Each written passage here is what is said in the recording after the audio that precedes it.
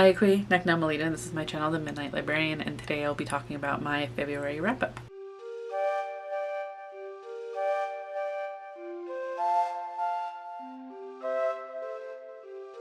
So I think I mentioned this in my March hopefuls, but it feels like February did its February thing, and despite being the shortest month of the year, it took a million years, and at the same time, like, took no time at all. While I was in February, I was like, oh my god, we're still in February. But now that it's March, I'm like, oh my god, I can't believe it's March. So things are still nuts. I can't believe we're on this timeline. It's ridiculous. We can only do what we can do. And for a lot of us, I think that is escaping into books, but also like just a reminder to create and just like take care of yourself. This is my mug for the day. It's a Smoky Mountain mug with a little bear medallion on it. I really enjoy it. I like this like dark brown. We got this in North Carolina when we went to Cherokee back in October. Let's go ahead and get into the book, or into my stats for the month. For the month of February, I read 6 books, which admittedly is more than I expected to get done, because I did have a required reading I needed to finish for a class, and I hate when that happens because then my like sole focus is on that book and it becomes a chore and it's a pain, and when I try to veer off and read other books I feel guilty, so then I'm like, oh, I need to get back to reading this one because it's due. Yeah, so it's a whole thing, but at the same time so I'm like happy it's 6, but I kind of wanted it to be more like 7 or 8, but I'm happy with 6.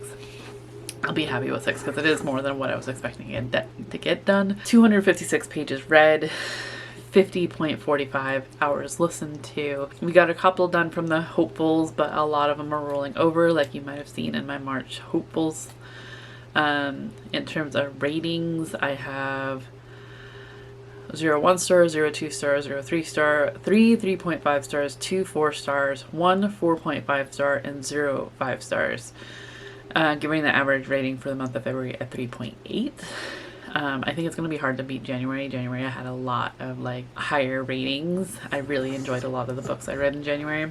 For main genres, I have 1 contemporary, 1 fantasy, 3 nonfictions, and 1 romance, 5 novels, 1 novella, 5 audiobooks, and 1 a mixture of an audiobook and physical. Acquired from 1 was from the library, 3 were from Libro, and 2 were other, which probably means Spotify in all honesty. For audience, all 6 of them were adult. For author and publications, 4 authors were new to me, 2 I've read from before. 3 of the books were independently published, or published by independent, not corporations, but independent houses, as opposed to the 3 traditional, which if I can find an imprint, find that it's connected as an imprint to a major house, a publishing house like Penguin or Hachette or anything, that's what I'll connect it to. Speaking of the publishers, 3 publishers that I do have listed are Berkeley, Hachette, and Tor. And then for the year published, we have 1 from 2025, 1 from 2024, 1 from 2022, 2 from 2019, and 1 from 2016. And then I have, for places they were set in, a couple of them were like kind of all over the place, but for the most part 3 of them were set in the United States, 1 in Alabama, 1 in Washington, and 1 it's like assumed it was in the United States, but we're not sure where. So I only counted it as that, not necessarily, I didn't necessarily count the state. Okay, let's go ahead and get into the books that I read. First book I read for the month of February was With Her Own Hands, Women Weaving Their Stories by Nicole Narig. This was an audiobook I found after actually being like, I got suckered into the advertisement from bookshop.org. Actually, I was like scrolling through Instagram at one point, and I occasionally see bookshop.org advertising, and they had a cover on there that I was like, ooh, okay, I'm interested, because it was this, right? And I'm into knitting right now, like have been into knitting, and I've read a couple of knitting nonfictions in the past. I believe Knitlandia and The Curse of the Boyfriend Sweater, and I like them, but I found that they're very not very diverse, and that's kind of what I was expecting from this one, but was happy to find out there was an audiobook through Libro, but also that this is a pretty diverse history of knitting or fiber arts. Nicole Narig does, I think, a great job in going to like South America, Southeast Asia, I think parts of Africa, and mentions like Navajo and Norwegian places of like going into the history of fiber arts, particularly specifically like weaving and its practices, as well as like its health benefits and like the feminism behind it. So I thought it was really fun. In all honesty, I was pleasantly surprised. I do want a physical copy because Nicole Narig does mention other works, books and articles that I would like to get, would like to read as well. Yeah, I really enjoyed it. I rated it a 4-star and actually recommended that my library get it, and they did. I do want a physical copy myself so I can like mark up the other works that Nicole Narig mentions, as well as I think it would be a fun one to reread at some point. Sorry, my nose suddenly got all funny.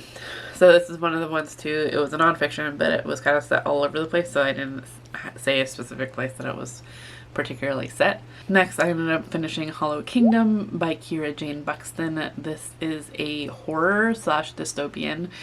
We are following Shit Turd, or ST, who is a domesticated crow, and he notices something is up with the humans. His human particularly isn't acting the way he should be. Like, he's up against the wall and he's just scraping his finger on the concrete wall to the point of it being bloody, and his eye fell out. So ST has to hide his eye from Dennis, who is a bloodhound, because otherwise he'll eat it, and ST's just kind of wondering like what the heck's going on. Other humans are starting to act strangely as well. At a certain point, ST has to get Dennis out of the house, away from their human, because he's literally seen like these humans like attack their beloved pets. It's an it's an interesting book. ST decides that he's gonna save the other domesticated animals from their locked houses because the humans are being weird, as well as trying to figure out what's happening to the humans and how can he fix them. It's based in Seattle, Washington, so that's where that comes in. And I think Kira Jane Buxton does a really good job in kind of exploring the world. That's one thing that I did really enjoy about this book, is that when it comes to dystopians, particularly zombies, I enjoy trying to I enjoy learning about like how our society has reacted to it, what caused it. And though we don't get the causation so much, kind of, sort of, it was cool to see other perspectives outside of the domesticated crow ST with other animals around the world, to understand like this isn't just a United States thing, it's not just a Washington thing, it is happening all over the world. So that was really cool, and to the point where it was developed even further with the different networks that the animals talk through. All that it was really cool to learn about, and I wanted to learn more about them. I was like really fascinated with it. I will say I only rated this 3.5 stars because I thought the relationships were a bit flat. ST is kind of the guardian of Dennis. Dennis doesn't talk, and that's one thing that kind of bugged me, was that there was no real rhyme or reason for which animals did talk to each other versus which ones didn't. So I didn't quite understand why Dennis just didn't talk when other dogs did. And I thought there were some certain things that ended up happening that I'm just like, that could have been developed further or developed better. Because I feel like it just kind of happened, and I'm like, I think that was supposed to make an emotional impact, and it really didn't. So that was, I feel like, an issue. I also had issue with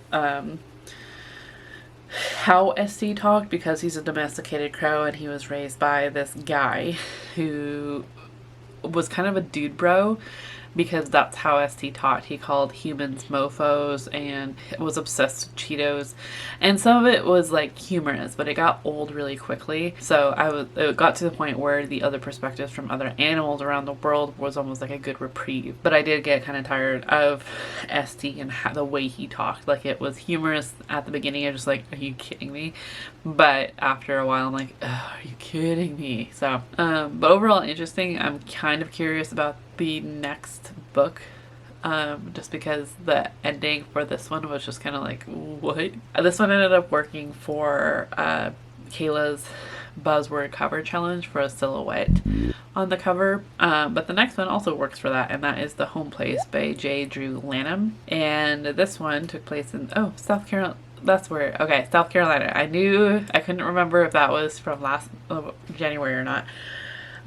So this was South Carolina, so that's another state. And this is a memoir, J. Drew Lanham's memoir. And it's basically a black man obsessed with nature. Lanham is a professor at his alma mater, and he goes into his childhood about how his family was religious, particularly his grandmother, and like going to different churches, because the original church that his grandma had them go to didn't like education, but his mom and dad were both educators, so that was a problem for them.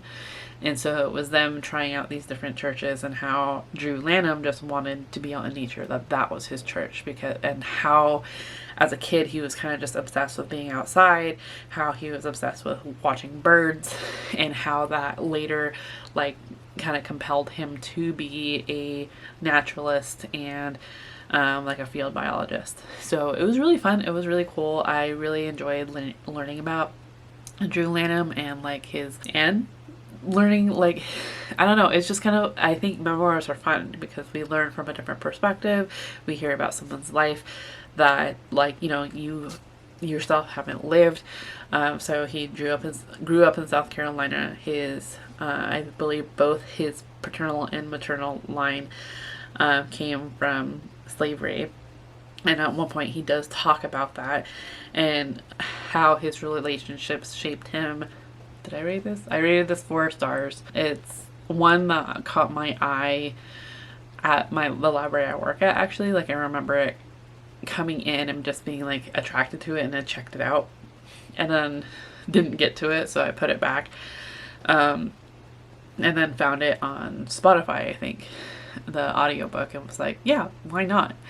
So this one also worked for buzzword cover challenge for a silhouette, as it has the bird, but what I'm actually using it for is the buzzword challenge, which was to read a book with a keyboard key on the cover and the home key, which is on the set of 6 keys.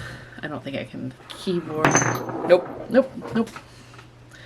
You know what? Here's a picture. But I thought that was kind of clever, really, and it worked out really well. I think originally I was thinking punctuation, but then I saw Kayla's vlog, and she mentioned something about non-punctuation, but she's not going to please people, so I kind of wanted to challenge myself. So I think originally it was going to be like something else, but The Home Place worked out really well. I'm glad that I read it. Next, I read Two Can Play by Ali Hazelwood.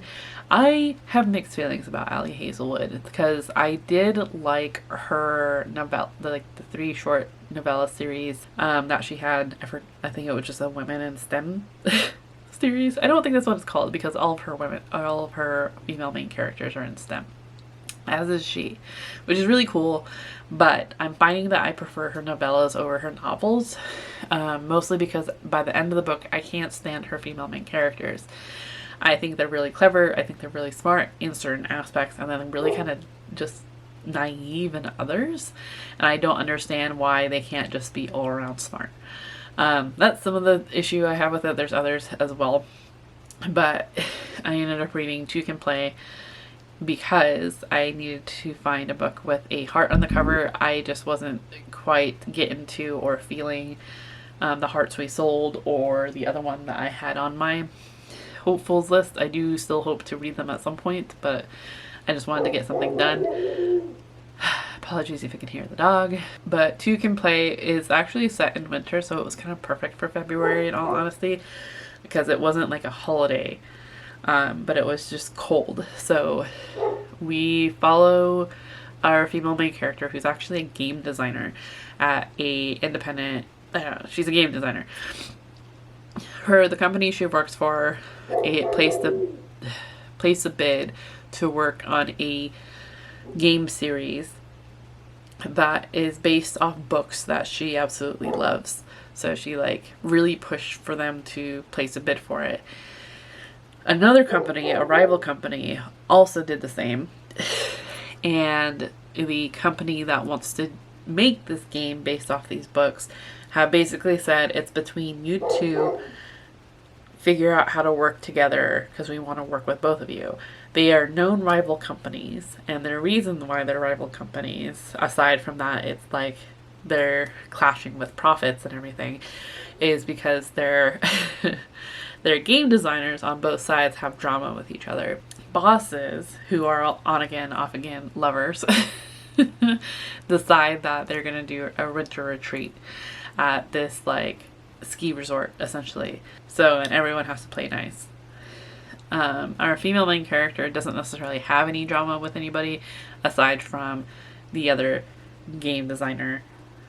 One game male, our main lover, just but it's like all in her head, and she doesn't feel like she can really say it because like she doesn't understand why he hates her, because he's constantly been like avoiding her or treating her like she's the least interesting person ever, or he doesn't want to like be in the same room as her. So for a novella it wasn't bad. I will say that with Ali Hazelwood's books, and this is something else that bugs me, is that it's very insta lusty.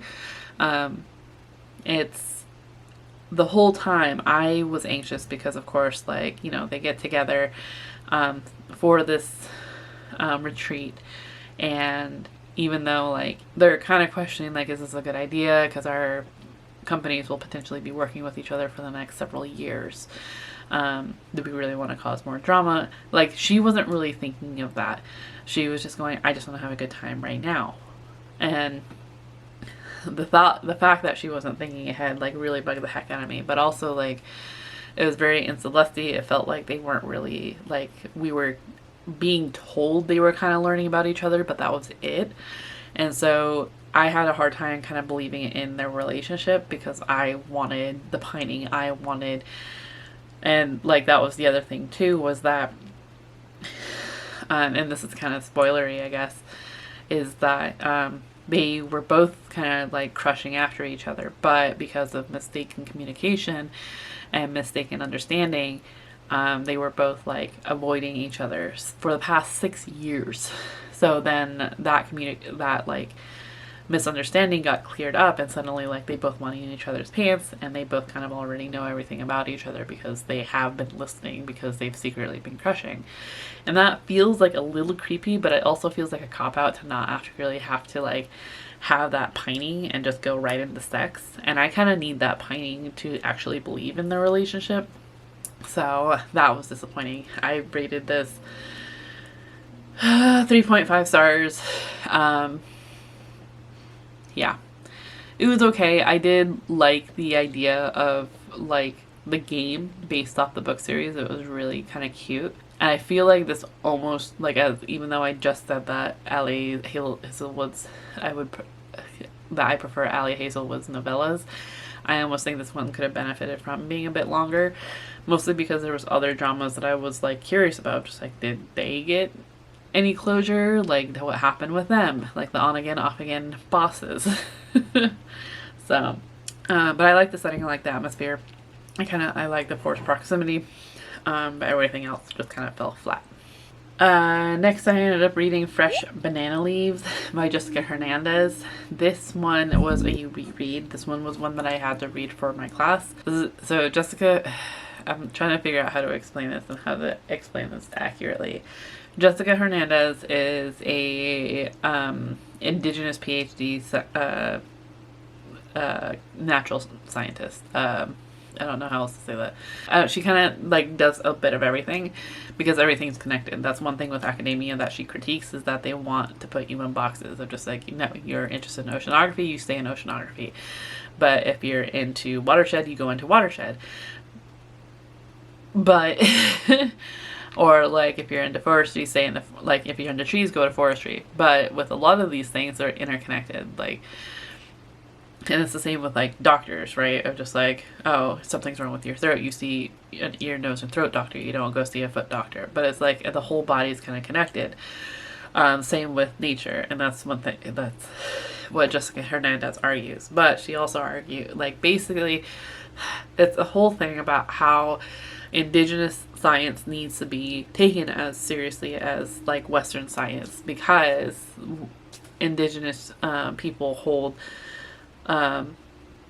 only so much land, right? I think it's like 2% of the land, but they like take care of 80% of the biodiversity within that land, as opposed to the rest of it that's been kind of like essentially demolished or privatized in order for production, right? Whether that's housing, whether that's farming, whether that's whatever. So that's what she kind of argues throughout this whole book. And she also like, it's a lot. This book is a lot.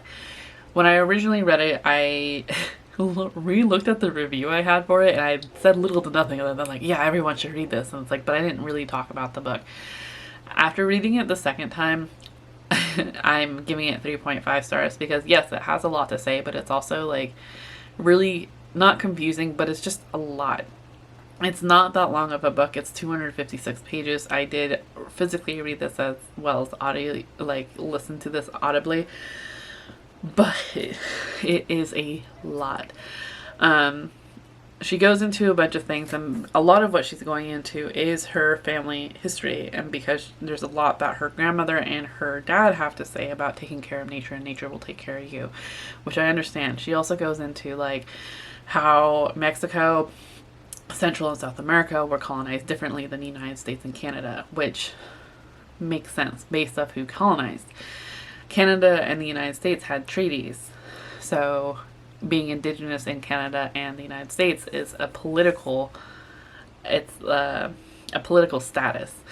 Mexico, Central, and South America don't have that. They didn't sign treaties, even though they have rewritten some of their constitutions in order to acknowledge indigenous peoples. It's not always upheld, as well as kind of casting critique on Mexico, Central, and South America for its caste system, because even though under the United States, everyone from those areas were kind of featured as Latina or Latinx or Hispanic, it kind of puts them all under an umbrella, and they could all be indigenous, but they're not.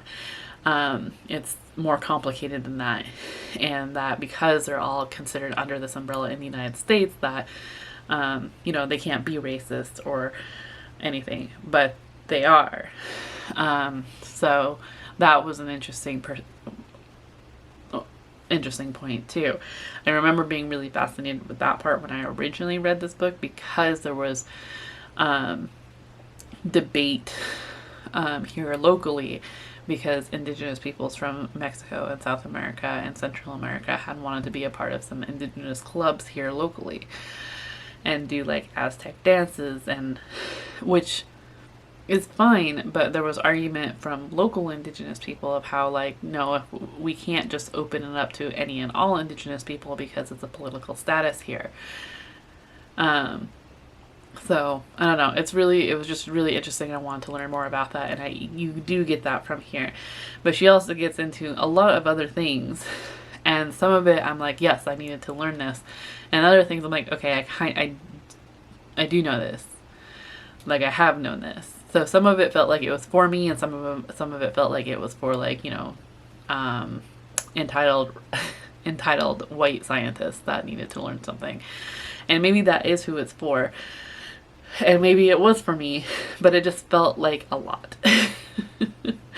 So, and there was an issue that I had with the narration, because the way they said environment was always what felt to me overly enunciated, and like it was bolded and underlined. Environment.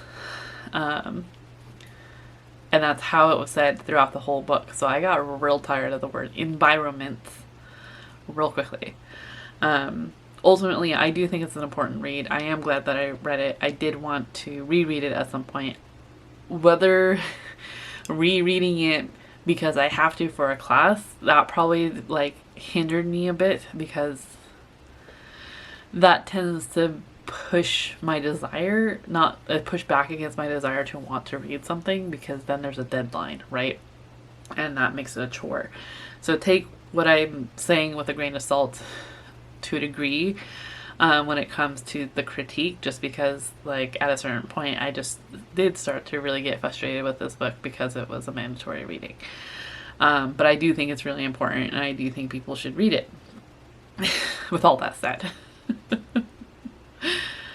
The last book that I ended up reading month of February was Midnight at the Blackbird Cafe by Heather Weber. This one could also technically work for the silhouette for the buzzword cover challenge. This was 11.76 hours listening. I ended up finding it through the library, Libby. And it's funny because I actually remember having a physical copy of this for the longest time. I was just like, I'm never going to read this, so I gave it away. And now I wish I had it again. So this is a contemporary like magic realism. It reminds me of Practical Magic meets The Help, is how I would describe it, set in Alabama. We are following, I immediately forgot the names of the characters. Natalie's one of them. Anna Kate is another. We're mainly following Anna Kate, who is coming back to this small town in Alabama after her grandmother dies. She ends up inheriting her grandmother's Blackbird Cafe that she is hoping to sell so that she can go to medical school. But part of the stipulation with her grandmother's will is that she'll only inherit it if she works it for like, I think it's 2 months. 2 to 6 months. She has to work it for 2 to 6 months in order for it to be hers. Gideon is her grandmother's lawyer and neighbor and makes sure that this happens. Not that like he's like, oh, you have to do this. It's actually really like Anna Kate comes. Did I say she came back? She never actually like knew this small town in Alabama, because the whole point of this book is that Anna Kate is learning about her family's history, mostly about her mom and her dad. And Anna Kate's trying to remember, like trying to figure out why, because her mom always talked badly about the Lindens. Natalie Linden, I think it's a different last name because she got married, is also back in town and shows up 3 weeks before Anna Kate does, because her husband recently died. And she needed help, and she was also hoping that her daughter, Olivia Lee, would grow up with her family. So it's just kind of interesting. It's did navigate some interesting points. There are some blackbirds in here with some magic realism that Anna Kate learns about through her grandmother. It's just like small town vibes. It's really cute. It does like give that practical magic feel. Not that like everyone has magic, but like, you know, Anna Kate's aware of this blackbird mystery type deal. It's not a mystery so much. It's a mystery for like these birders that happen to be in town. You know, Anna Kate's aware of like the magic to it. And she starts like falling in love with the town and then debating like, does she really want to give up this town to go to medical school? Yeah, it was really, I liked the growth of everybody else. Anna Kate has some growth. It just takes her a bit, and it's not that much as opposed to everybody else. We have Natalie, who has PTSD. She's working through it. Not PTSD, has anxiety as well as PTSD she's working through.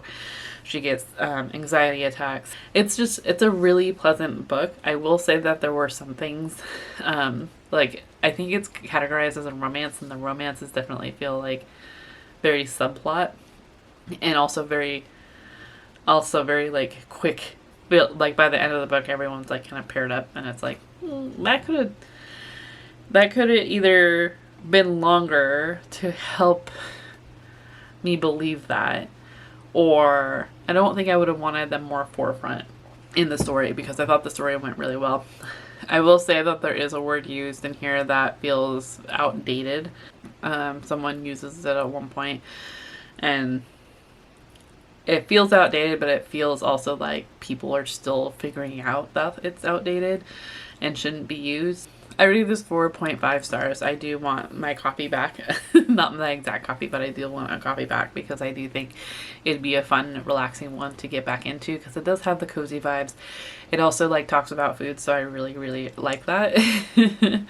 And I liked Anna Kate. She, even though she wants to be a doctor, she doesn't know which one, like what type, and she is interested in like herbalism. So it's that, in that respect, it's really fun. I will also say content warning because they do call a particular room the Harry Potter room. That's all it really gets into, but that's there. That's also something that kind of like irked me, is that there were pop culture references. And I didn't think that ever really bugged me, but I definitely noticed it with this one. I'm just like, oh, why are we going there? It definitely, like, it does date the book a little bit, or at least, like, takes me out of the book to make me realize, like, when was this written? So, there's that. So, those are the books that I read. Yeah, if you've read any of them, please let me know what your thoughts were down in the comments down below. Otherwise, let's go ahead and put a bird emoji down in the comments if you don't feel like answering the question. Actually, if you have more books to recommend that's similar to like Midnight at the Blackbird Cafe or The Help or Practical Magic the movie, I didn't mind. I have read Practical Magic by Alice Hoffman, but I felt that it was a bit boring. It lacked magic as opposed to the sequels, the sequels. But I do like Practical Magic the movie. I thought that one had more magic and more kind of, I also like Sandra Bullock and Nicole Kidman. So I don't know if there's something like of that nature that's like cozy magical realism, maybe a bit witchy, but set contemporary or urban. Let me know. If it has to do with food, that'd be great too, but it doesn't have to. This one it shouldn't have surprised me because it's literally like a pie on the cover, but it was really fun to just like listen to like everything that Anna Kate was baking. So yeah.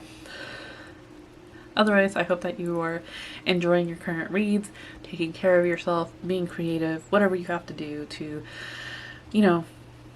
take care of yourself. So I will see you in another video very soon. Chew!